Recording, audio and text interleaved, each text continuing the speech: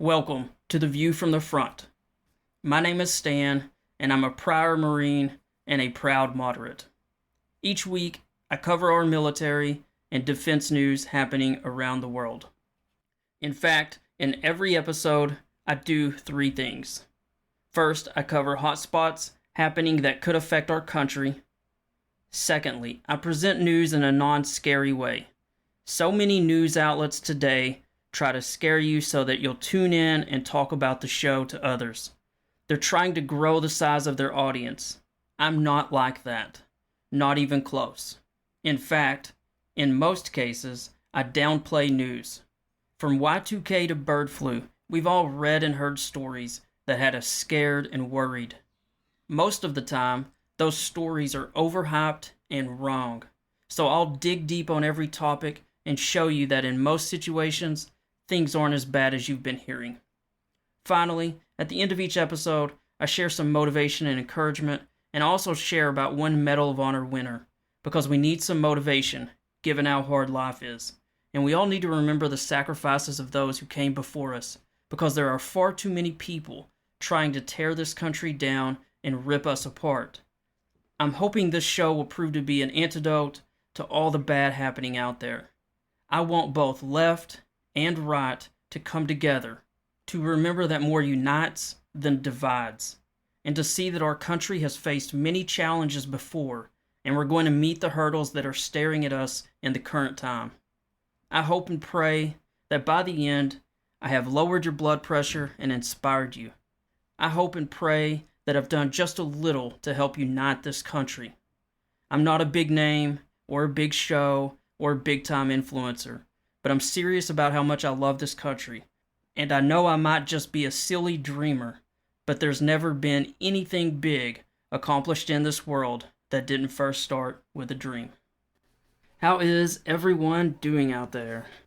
I probably sound pretty happy or pleased, and that's because I am. Because thankfully, both the House and the Senate have now passed aid to Ukraine, as well as Taiwan and Israel, but it was mostly Ukraine in the short term that I've been most focused on, as you guys know. It has finally been passed, and I am so glad that in the last episode, I basically made the whole show about 4 reasons on why I thought it might finally pass the House. And as you guys know, I'm sure you heard lots of headlines about it. It's been pretty big news going back Thursday, Friday, Saturday, into the beginning part of this week, but it has finally passed, which is obviously great news for Ukraine. It's great news for a lot of Americans in our defense industry. I think it's great news, honestly, for the world, or what you might call the civilized world, because I think it's an important statement to many dictators out there that the Western world in particular is not going to allow madmen to invade their neighbors. So, big win. Let me share what President Biden said about the bill. He, in part, says it's going to make the world and America safer. Let me just kind of quote him real quick here. Quote, "It's going to make America safer. It's going to make the world safer. And it continues America's leadership in the world," President Biden said during a briefing following the signing ceremony. Let me just read a little more. Quote, "It gives vital support to America's partners so they can defend themselves against threats to their sovereignty and the lives and freedom of their citizens." Let's see, let me just share one other part from his remarks. He said, quote, "This is directly in the United States' national security interest. If Russia and Vladimir Putin triumph in Ukraine, the next move of Russian forces could very well be a direct attack on a NATO ally. If that happened, the United States, as a NATO partner, would be bound to assist. Quote, "We'd have no choice but to come to their aid, just like our NATO allies came to our aid after the September 11th attacks. That's why we're supporting and surging support now to Ukraine, to stop Putin from drawing the United States into a war in Europe. Now, Biden did say that shipments were already beginning. There'll be $60 billion for support to Ukraine, and they were talking about that some of those flights would be beginning within hours. And among the items being sent, let me go over just a couple of parts. So this is in that first shipment. It's $1 billion worth of security assistance in this first shipment of items that will be being sent. Among them are a couple of different anti-aircraft missiles, the RIM-7 and AIM-9 missiles. They're anti-air missiles. They're also going to be sending some handheld Stinger anti-aircraft missiles, which of course can be used against low-flying aircraft, drones, maybe in some instances against those low-flying cruise missiles. They're also going to be sending more of the anti-tank tow missiles, which are tube-launched, optically tracked, wire-guided, but most people just call them tows. But they have pretty good long-range ground-launched missiles from anything from tanks to Humvees or trucks can fire these tow missiles. They can also be just employed by ground troops in a defensive position, but they are a standard anti-tank missile that the U.S. has been using since back in the 90s, but they are still very good. Also, as a part of this first package, there will be ammunition for the long-range multiple launch rocket systems, or MLRS. Some people call them HIMARS, high mobility artillery rocket systems. Those are really effective. As a reminder, if by chance you're new to the show, you fire these things off. They have more range than standard artillery.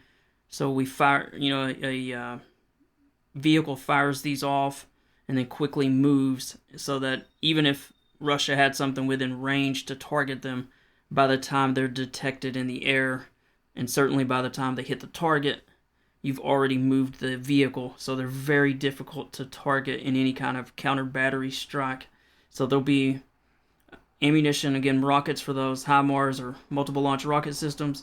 And then just as important, if not maybe more so, we know Ukraine's been struggling to get enough artillery ammunition, so there will be plenty of 155 millimeter shells. Those were the most crucial and probably lowest inventory ammunition that Ukraine had.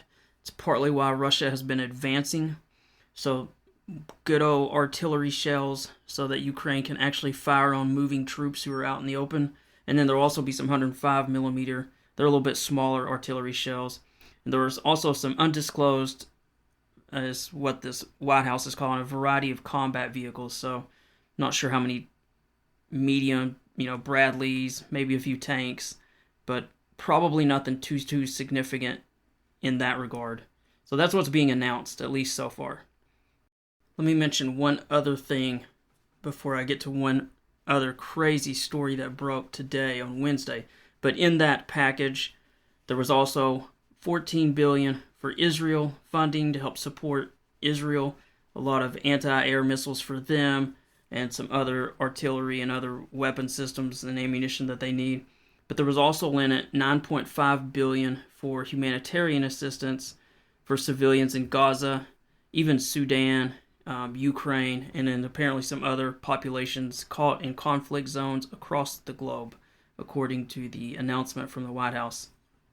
All of this on its own was already just great news for the beleaguered defenders of Ukraine, for those who have been trying to support them here in the U.S. All of this was great news on its own. It's been a long time coming, going all the way back to November. But something kind of crazy broke today, which is, if you recall a few weeks ago, I mentioned a very small emergency supplemental package of weaponry being sent to Ukraine from the United States. So this very small, kind of vague package was announced.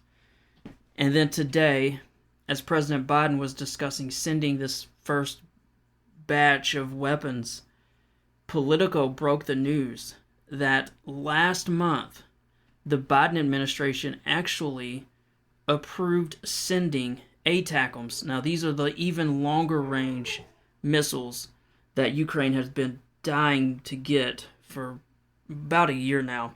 They're much further range than even the long range multiple launch rocket systems or HIMARS. They're fired from the same vehicle, but they're a much longer range weapon system. And Ukraine has been begging for these, and the Biden administration has been very reluctant to send them for more than a year now. Politico breaks the news on Wednesday that they were actually sent last month and not announced. And at first I was like, man, I almost can't believe that.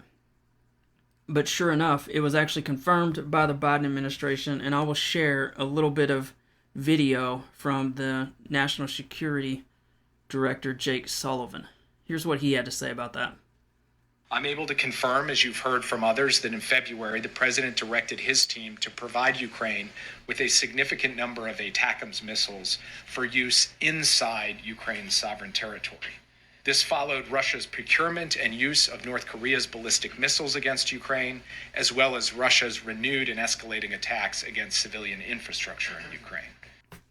Again, those were the words of Jake Sullivan. He's the National Security Advisor, which I incorrectly called him the National Security Director a few moments ago, but it's actually National Security Advisor Jake Sullivan.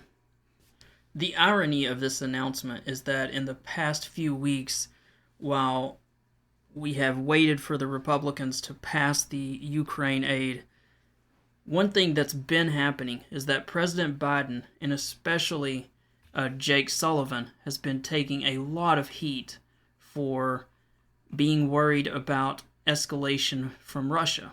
And it's come out more and more that in almost every briefing that would happen between President Biden and the top security officials, one of the number one folks who have put the brakes on helping Ukraine has been Jake Sullivan. That has increasingly been getting leaked out, and he's been under some level of heat, some level of pressure, because he's been constantly worried about escalation with Russia. So he's been putting the brakes on it. He's been getting beat up pretty bad, if you keep up with national security news at least, in the past few weeks. But it's also been trickling up toward President Biden that he's been giving Ukraine just enough to not lose versus enough to win. So Biden and Sullivan have been taking all this heat the past few weeks, and then today it comes out that, actually, they sent some weapons in March, late February, that weren't even fully announced and have already been used. So that should help relieve some of the pressure on them for looking too soft. So that's kind of a irony I wanted to share. I know this is kind of insider baseball, but I figure most of the people listening to this podcast are kind of insider baseball folks anyway, so that news definitely should ease some pressure on both Jake Sullivan and President Biden. This is also a bit of insider baseball, but not completely. Now, in all the delays going back to November, almost 6 months, the one irony, and some folks commented on this week that really made me think about it, is that as Ukraine has been desperately awaiting this U.S. aid that has been long delayed, during those intervening months, so many countries in Europe really stepped up and did almost stretch goals, so to speak. They did all kinds of stopgap measures, sending ammunition, buying ammunition, sending emergency funding, doing things because they knew that U.S. aid was not coming in the short term. And as it was dragged out, more and more European countries stepped up. And then once the U.S. passed this bill, it's almost like this was, in a weird way, good for Ukraine, because it forced many European countries probably to give a little more than they could comfortably give. But they saw the desperate situation in Ukraine, and they stepped up even more than they would have already on their own, so that in the end, Europe is giving obviously a very large portion of the defense spending that's happening inside Ukraine, but they're doing more than they probably would have had we shouldered the load the entire way. Which kind of just makes my point about democracy, why I so strongly believe in America, is even when we get frustrated with one side or the other in a really crazy, complicated way, sometimes the push and pull of our democracy and how everything is set up works for the good, works for the better. In the end, it almost makes things stronger. And I want to talk just a bit about that, actually, because there's a few things I picked up on in regards to the Republican Party this past week. You guys know that I am not a fan of the extremes on either party. I clearly am a proud moderate, and I know there's a time and place for hard right or, far left folks to draw a line in the sand and make loud arguments and say they will not be moved. I know that there is a place for people like that. And I know that people like that move the political dialogue in directions that are often beneficial. But I also know that in democracy you need compromise. And so one of the things I picked up on this week is that I think I'm seeing some clues that perhaps the Republican Party is starting to go after its extreme members a bit more strongly. And I want to mention just a few data points on why I think this is the case. I want to make the argument, if you will, that I think they are. First, I want to play a short clip from the Senate Majority Leader Mitch McConnell, and he does a good little summary, a recap, if you will, but I want you to notice who he calls out. And just imagine, can you imagine him calling out this person 6 months ago, a year ago, 2 years ago, 4 years ago? Could you possibly imagine what you're about to hear? And I'm pretty sure your answer is going to be no. Let's just hear what he says first. Well, that's a good question. You already know the answer. I think the demonization of Ukraine began by Tucker Carlson, who, in my opinion, ended up where he should have been all along, which is interviewing Vladimir Putin. And so he had an enormous audience, which convinced a lot of rank-and-file Republicans that maybe this was a mistake. I think the former president had sort of mixed views on it. We all felt that the border was a complete disaster, myself included. And Chad, you remember covering the phases we went through. First, there was an effort to make law, which requires you to deal with Democrats. And then a number of our members thought it wasn't good enough.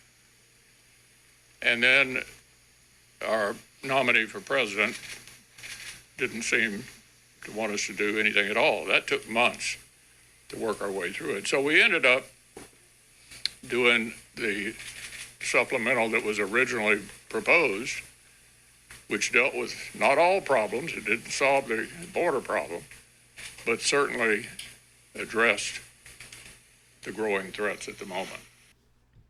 Wow, was that crazy or what? So he calls out Tucker Carlson and then basically says the guy, he says he ended up where he should be interviewing Vladimir Putin, but basically he's saying Tucker Carlson should just go to Russia. So he goes after Tucker Carlson, who was at one time one of the most powerful far-right media voices out there. And we all know that Mitch McConnell's probably not the biggest fan of President Trump or former President Trump, and I'm sure it's mutual. I know former President Trump is not a fan of Mitch McConnell, but Mitch McConnell even kind of takes a dig at Donald Trump because he mentions, we go through all these steps and we didn't get the border bill. And so it's kind of a slight shot, too, that, hey, guys, if we had voted on this in November or December, it would have been the same package. We would have got the border bill through, could have had all this done, Everyone could have been campaigning and raising money. Instead, there's been absolute turmoil for 6 months, and we still don't have the border bill. So there's a little bit of shot there. Maybe that was planned and designed. Maybe it wasn't. You can be the judge of that. But I've got a few other little things that were interesting and certainly worth pointing out, and I think help make the argument that the Republican Party is going after its extreme members.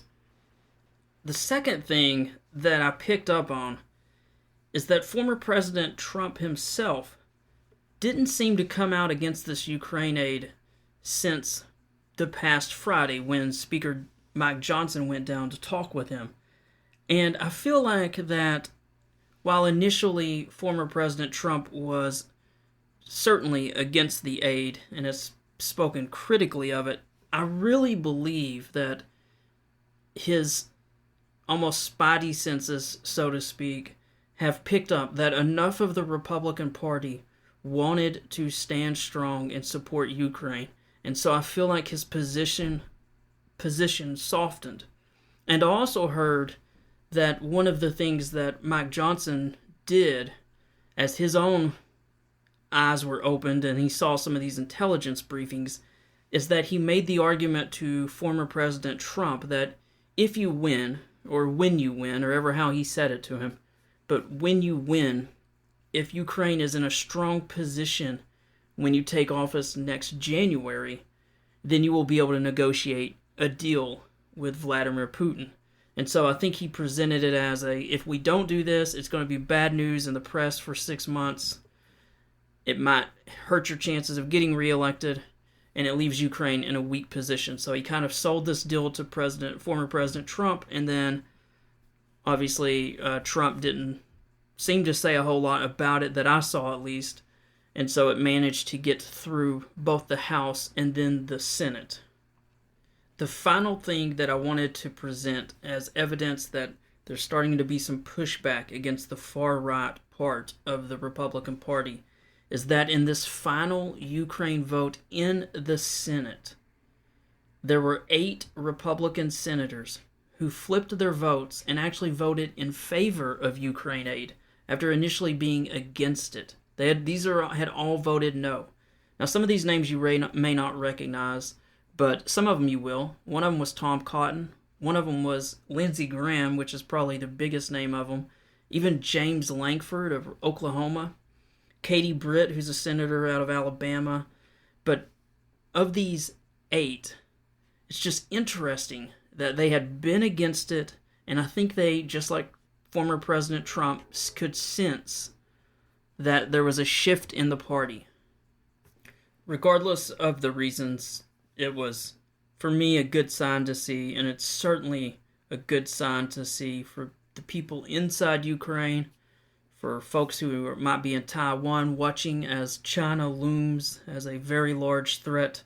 This was a good thing to see. And then also here in America, it's always a good thing to see larger votes inside the Senate when there's bipartisan agreement on something that's important. That's a good sign for America to see that, we see enough of the extremes on both sides who are constantly throwing bombs and trying to fundraise with contentious interviews. But those aren't the kind of things that keep markets stable. They're not the kind of things that help deter dictators from making ambitious moves. Our country appears stronger when we speak in a mostly unified voice. Before we move away from Ukraine, let me mention one final bit of news that is certainly worth mentioning, and that is that the United Kingdom announced this week a large additional aid package. Now, the UK has already announced over $12 billion in aid since 2022, and so they had drawn down on their most recent aid, and they surprised a lot of people with a massive aid package announced this week of almost $500 million in US dollars anyway. It's about $620 million, but the list of items in that aid package is pretty impressive. It includes additional Storm Shadow missiles. Those are very long-range missiles that are very effective. more than 4 million rounds of ammunition, 1,600 air defense and air-to-ground missiles, or basically anti-tank missiles, and some air-to-air missiles, surface-to-air missiles. I need to clean up what I'm saying.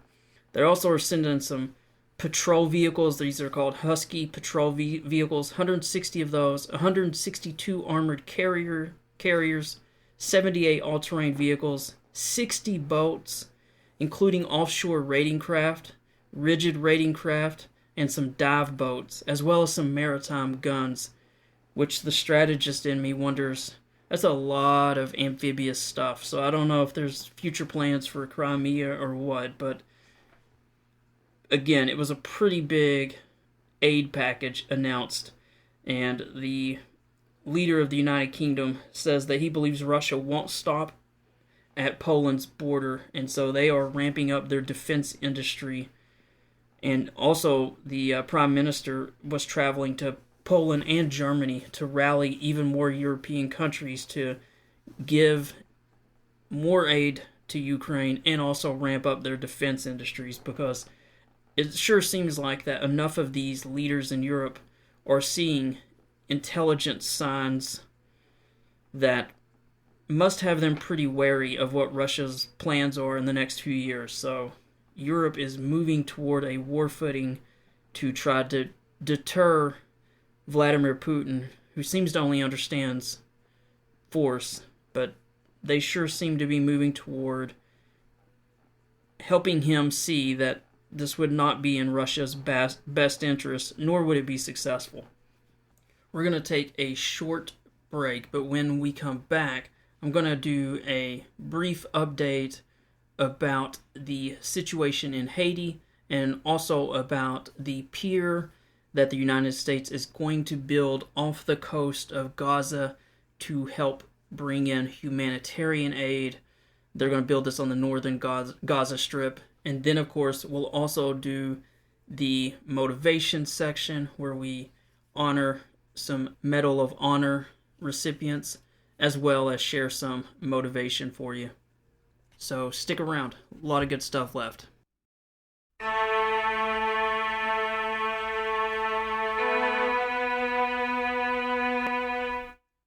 If you enjoy what you're listening to, you can help support the show. For $5 per month, you can help me grow this into something bigger. I will be completely honest and transparent here. I work a full-time job that I actually do enjoy, but I feel almost compelled to do this. I feel like we need to unify this country. I feel like there are people that need some optimism, some motivation, some inspiration on a weekly basis. And I honestly feel like there are some people that need God. I don't want to push that too much, but I also don't want to shy away from that. In all honesty, I do feel called to try to unify this country, to try to inspire people, to reach out to people. And so that's what I enjoy most. It's what I find myself being drawn to when I'm not working or, doing family things. So I would love in a perfect world to devote myself to this full time, but there's absolutely no pressure. I'm going to continue doing this whether there are a ton of supporters or not, just in my free time. So if you would like to grow this into something better, if you would like to support, if you think what I'm doing is important, you would like to see this effort flourish, then definitely sign up. I know that I could make these better with more time and with better quality and more preparation. Perhaps I can reach more people. So there you have it. We are in a public square. I am performing as best I can with the instrument that I have and with the amount of time that I've been able to devote to this. And there is a bucket sitting in front of me. If you want to throw a few dollars in, that would be awesome. If you don't, I will be here next week performing again. All the details for how to do this are in the episode notes on my Substack page, or you can also do so through Patreon.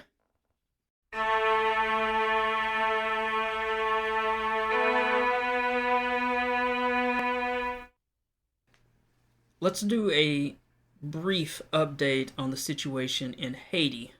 If you've been listening to the show for a couple of months, You know that I said that Haiti was, in my opinion, one of the more likely places that U.S. troops would have to deploy soon, relatively soon. Honestly, I half expected them to already be deployed. And I mentioned how we had sent some additional Marines down there to help defend the embassy. But since then, I don't know that things are any calmer, but our news environment has been so just overwhelmed with the Trump trials in New York, the protests happening at various campuses across the country, the situation in Israel and Gaza, which is no better than, it's probably worse than it's been. And so there's just been a lot of things happening to gain public attention. And so the media has not gone all in with the Haiti story, which was one of the things I said. If that happens, I just don't believe the U.S. will turn its eyes or avert its gaze from Haiti, since historically we have numerous times gone down there for humanitarian aid or operations to help stabilize the country. Well, this week there was spotted a large Air Force aircraft, what's called a C-130, if you know what those are. They're pretty good sized transport aircraft. And so one of those was spotted in Haiti, and instantly the rumors started flying that U.S. forces were being sent down there.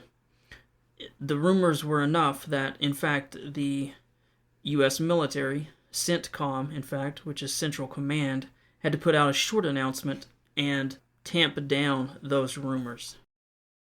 And so Central Command put out a short announcement just saying that it was a regular rotation of personnel, that it had been pre-planned, and that the U.S. Embassy would remain open, and that the U.S. government continues to try to support the Haitian people, including mobilizing support for the Haitian National Police, the armed forces of Haiti, and in attempting to create conditions for free and fair elections. So all of the stuff on social media where people initially were overreacting turned out to be, as so often is the case on social media, unless you really get into the weeds and know what accounts to follow, the ones that don't freak out.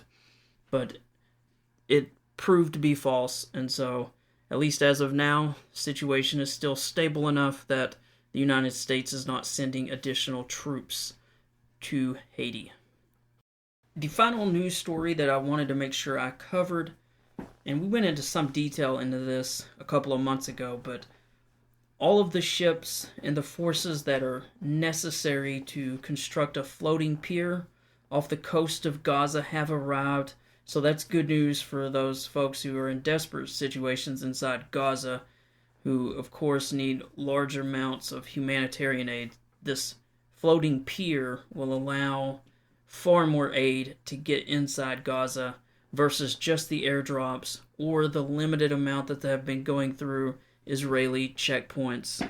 This should help alleviate some of that, and so that's great news for really all around. I think both for obviously the people inside Gaza, probably privately, Israel will be glad about this as well, because it might help relieve some of the pressure on the Israeli government to wrap up its operations. So either way, I'm not going to make a political comment one way or the other, but the U.S. military has announced that the ships have arrived, the forces are there, and so the construction of that is going to begin happening very quickly, and that's good news, certainly for the people inside Gaza. Alright, let's get to the best part of the show. I call this the Never Ever Give Up segment, and I call it the Never Ever Give Up segment because we must never ever give up as a country. Though we face great division, a massive debt burden, and probably future problems that none of us could even predict. But we must never give up as a country. And I believe we must stay united. And also, as individuals, we must never, ever give up. We've got family and friends counting on us. So in this section, I'm going to share some motivation to help encourage you. I'd like to begin by honoring a Medal of Honor recipient. If you don't know, the Medal of Honor is the highest military decoration you can possibly earn in the military, and it's awarded to service members who have distinguished themselves by acts of valor. The medal is typically awarded by the President of the United States upon the recommendation of the armed services. One final footnote before I read this week's. As I said when I first began this back in April, I am just going in alphabetical order because I could not possibly decide which wars to begin with, which services, etc. And since there's more than 3,000 of these, it was just too much. So I'm just going very simplistic alphabetical order.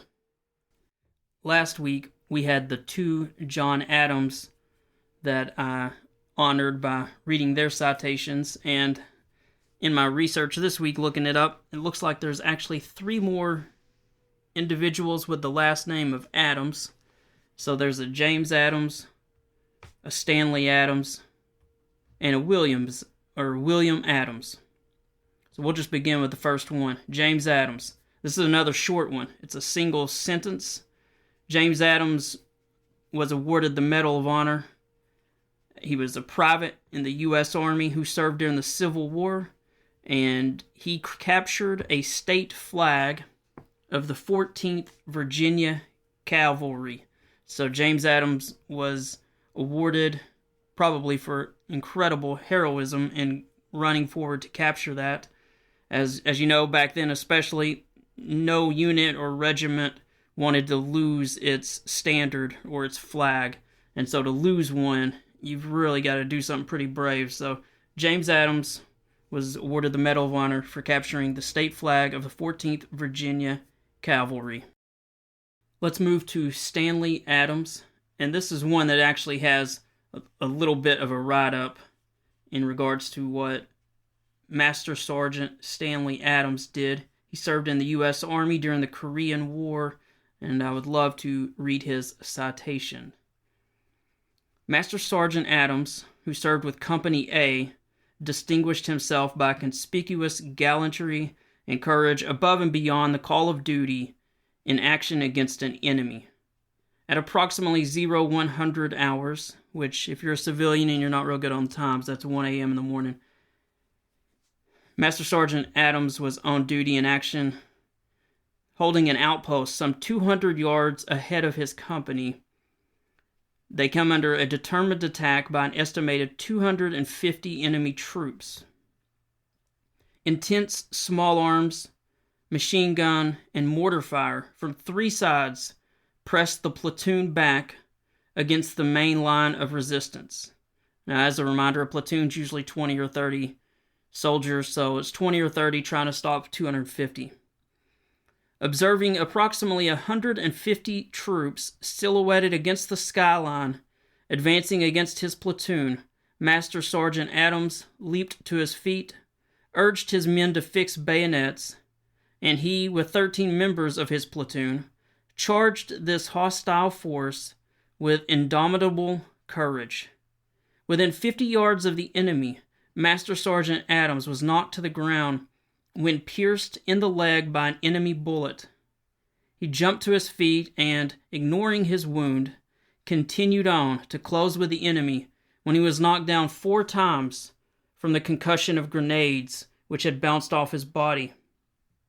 Shouting orders, he charged the enemy positions and engaged them in hand-to-hand combat, where man after man fell before his terrific onslaught with bayonet and rifle buttstock. After nearly an hour of vicious action, Master Sergeant Adams and his comrades routed the fanatical foe, killing over 50 and forcing the remainder to withdraw. Upon receiving orders that his battalion was moving back, he provided covering fire while his men withdrew. Master Sergeant Adams' superb leadership, incredible courage, and consummate devotion to duty so inspired his comrades that the enemy attack was completely thwarted, saving his battalion from possible disaster. His sustained personal bravery and indomitable fighting spirit against overwhelming odds reflect the utmost glory upon himself and uphold the finest traditions of the infantry and the military service. And for the final one in this episode, we will honor Major William Adams. He served in the Vietnam War in the U.S. Army, and I will read his citation. Major Adams distinguished himself on 25 May 1971. So this was May 25th, 1971, while serving as a helicopter pilot in Con Tum province in the Republic of Vietnam. On that date, Major Adams volunteered to fly a lightly armed helicopter in an attempt to evacuate 3 seriously wounded soldiers from a small fire base which was under attack by a large enemy force. He made the decision with full knowledge that numerous anti-aircraft weapons were positioned around the base and that the clear weather would afford the enemy gunners unobstructed view of all routes into the base. As he approached the base, the enemy gunners opened fire with heavy machine guns, rocket-propelled grenades, and small arms. Undaunted by the onslaught of enemy fire, he continued his approach, determined to accomplish the mission. Displaying tremendous courage under fire, he calmly directed the attacks of supporting gunships while maintaining absolute control of the helicopter he was flying. He landed the aircraft at the fire base despite the ever-increasing enemy fire and calmly waited until the wounded soldiers were placed on board. As his aircraft departed from the fire base, it was struck and seriously damaged by enemy anti-aircraft fire and began descending. Flying with exceptional skill, he immediately regained control of the crippled aircraft and attempted a controlled landing. Despite his valiant efforts, the helicopter exploded, overturned, and plummeted to earth amid the hell of enemy fire. Major Adams' conspicuous gallantry, resolute courage, and humanitarian regard for his fellow man were in keeping with the most cherished traditions of the military service and reflected utmost credit on him and the U.S. Army. Man, sometimes I read these each week and it's just almost overwhelming, and it's that way tonight. But just as a reminder, I do share these Medal of Honor stories each week to remind us of the sacrifices that have been made through the nearly 250 years of American history. More than 1 million Americans have died in war, getting us to this place and time in our country's history. And I think it's always important that we remember it, particularly when we have people regularly saying we face a potential civil war, or that we should split because of a cultural war, or what tax rate we should have, or any other number of, frankly, silly reasons. I think our forefathers and our foremothers would be dumbfounded to think we could rip apart this great nation over such trifling issues. Now, let's share some motivation to make sure that we never, ever give up in our own personal lives. Of course, if you're a regular listener, you know I also speak about never giving up when I discuss PTSD at the end of the show. But for now, let's just talk about some motivation. And we've got some great ones this week. Here is the first one. Your body can stand almost anything. It's your mind that you have to convince. Again, your body can stand almost anything. It's your mind that you have to convince. It's a great one. Especially on those cold mornings when you need to get up and run, or go for a jog, or even just get up early to go to the gym, or stay up later than you want to go to the gym. Your body can do it. It's your mind you got to convince. That's a great one. Here's the next one. If a flower can grow in a crack in the sidewalk, you too can bloom exactly where you are right now. Again, if a flower can grow in a crack in the sidewalk, you too can grow or can bloom exactly where you are right now. This next one's a quote. Strength is the product of struggle. You must do what others don't to achieve what others won't. Again, strength is the product of struggle. You must do what others don't to achieve what others won't. Here's the next one.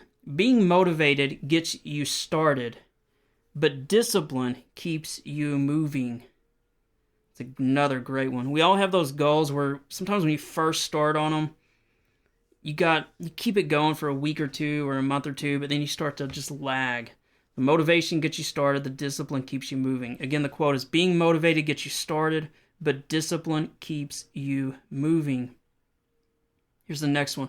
Look around you at all the people who support you and believe in you. Isn't it time you started supporting yourself and believing in yourself? That one hits home for me, but something I think all of us, we're so hard on ourselves. Look around you at the people who support you and believe in you. Isn't it time you started supporting yourself and believing in yourself? This next one's a quote as well. Be like a duck. Again, be like a duck, paddling and working very hard inside the water. But what everyone sees is a smiling and calm face. That's a good one. Be like a duck, paddling and working very hard inside the water. But what everyone sees is a smiling and calm face.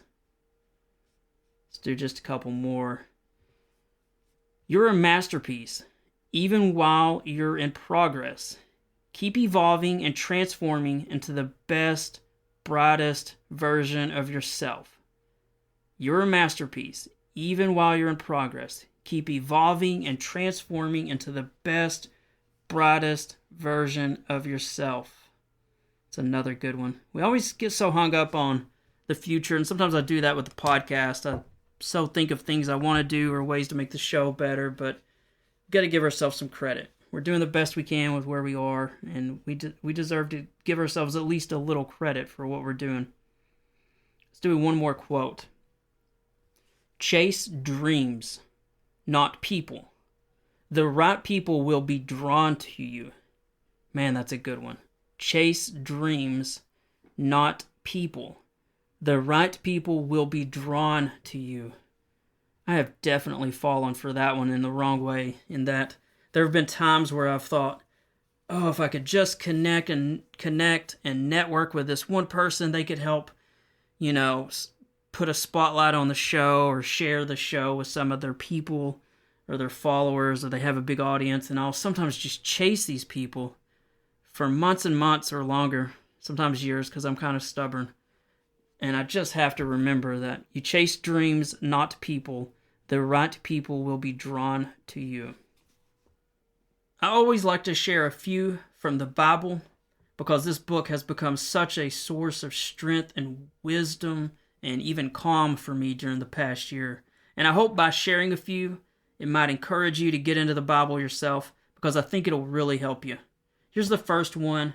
It's from Philippians chapter 4, verse 13. You've probably heard this one. I can do all this through him who gives me strength. Again, I can do all this through him who gives me strength. The next one is from Jeremiah chapter 33, verse 3. Call unto me, and I will answer thee, and show thee great and mighty things, which thou knowest not. Again, call unto me, and I will answer you, or thee, and show thee great and mighty things, which thou knowest not. Let's do one more. This is from Isaiah chapter 54, verse 10. Though the mountains be shaken, and the hills be removed, yet my unfailing love for you will not be shaken, nor my covenant of peace be removed, says the Lord, who has compassion on you. I'll read that one more time. Though the mountains be shaken, and the hills be removed, yet my unfailing love for you will not be shaken, nor my covenant of peace be removed, says the Lord, who has compassion on you. Thanks so much for joining us this week. I hope as you go through this week that you act a little nicer on social media and in the world as well. Smile at folks in the grocery store, do small acts of kindness, and remember that most Americans are good, and they will help you in an emergency, even if you don't agree politically. Now, I have to finish with two things. I want to say a bit about myself and my books in case you're new to the show, And then I need to say some words for those struggling with PTSD or mental illness, especially since veterans are at a 57% higher risk of suicide. First, a bit about myself and my books. I am a military vet. I spent 4 years in the Marine Corps, all of that time in the infantry, and yes, that does matter. After my enlistment, I went to college at the University of Tennessee. I became a journalist. I spent more than 10 years in the news business.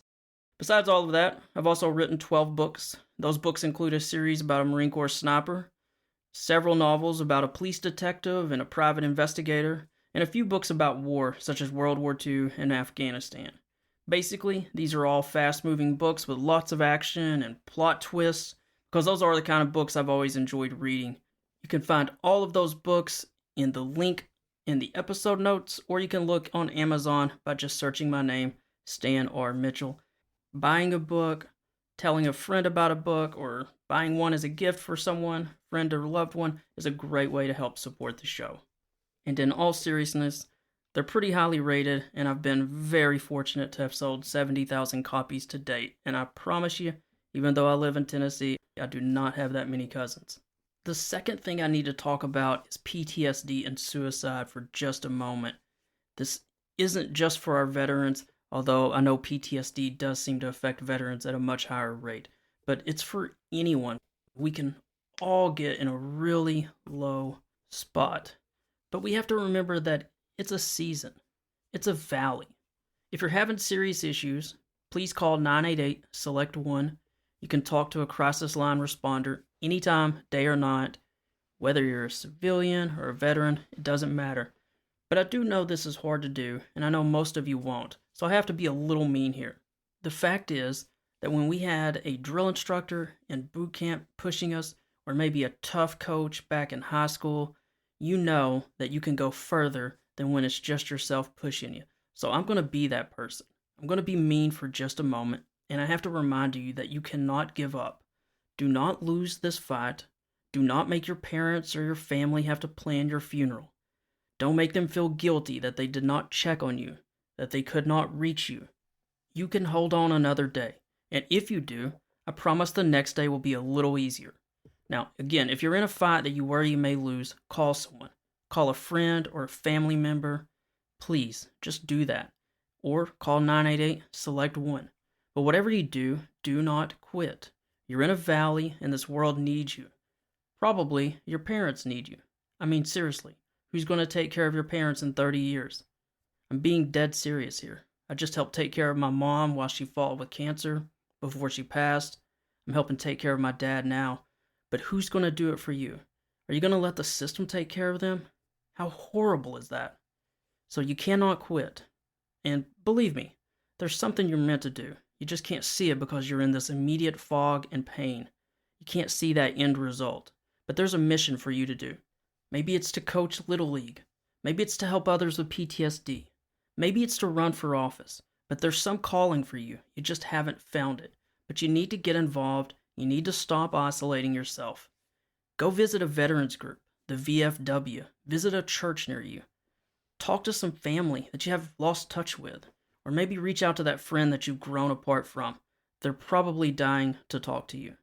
But seriously, if you're struggling, call the hotline 988 and select 1. Or you can also start moving toward God. If you're not willing to make that phone call, read the Bible if you never have. I think it will help. Read some of Psalms or Proverbs, or start with the New Testament, maybe Luke.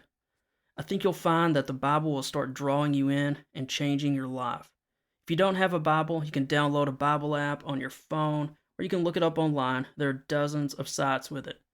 Even simpler, I have a link in the episode notes that I think can help you. I write a faith-based blog about the Bible and God, and I have a link in my episode notes to a pretty powerful story about my dog, who is a stray that we adopted from the shelter. The title of the article is Be Like Ozzy, Go Near Your Master. I've had a lot of people tell me that story really helped move them, that it was very impactful. So, it's free to read. You got nothing to lose by going to read it. Now, I always like to end each show by reminding people that you can comment anytime. I try to monitor those. You can also reach out privately by email to me at authorstanrmitchell@yahoo.com. And that's in the episode notes, by the way. But again, it's authorstanrmitchell yahoo.com. Hey, here's one other thing. This podcast is about defense news, but I also do a political blog. So if you love my moderate, optimistic views, you might enjoy that. It's called Thoughts from a Southern Gentleman. You can find a link to the episode notes to that as well, or you can just search that on Google. Hey, thanks for hanging with me this week. It's truly an honor to talk with each of you and to know that there's a few of you out there who are listening and who care about our country and our military and all the issues that we face. I know there are a lot of scary issues out there, but we're going to get through them together, the same way America's gotten through everything before this. I love you all, but never forget that God loves you more than you can possibly imagine. He is our true Father, so I hope you spend some time with Him this week. If you want true peace and strength and wisdom, make sure you read your Bible some this week. It'll help you a lot. And also, reach out to a friend or anyone who you know is struggling. Whether they are young or old, life is truly hard. We know this. But the true strength of this country is its people, and that includes you folks listening to me right now. So be a leader, be a doer, be a servant to someone. With all of that being said, I'll catch you all next week. You have been listening to The View from the Front. I hope you enjoyed the show.